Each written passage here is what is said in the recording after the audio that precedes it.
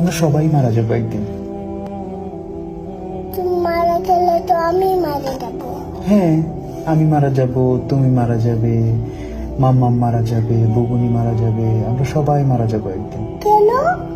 কারণ আমাদেরকে আল্লাহ দুনিয়াতে পাঠিয়েছেন ভালো কাজ করার জন্য। তারপর একদিন আমাদেরকে আবার জিজ্ঞেস করবেন, তোমরা কি ঠিকঠাক মতো ভালো কাজ করেছো? অন্য মানুষকে কষ্ট দিয়েছো? তোমরা কি মানুষের সঙ্গে ভালো ব্যবহার করেছো? মানুষকে ভালো কাজের দিকে ডেকেছো? এগুলো জিজ্ঞেস করার জন্য আল্লাহ আবার আমাদেরকে আল্লাহর কাছে নিয়ে যাবে। হুম, বুঝতে পেরেছো? হুম। আল্লাহ আমাদেরকে কি জন্য বানিয়েছে? কি জন্য?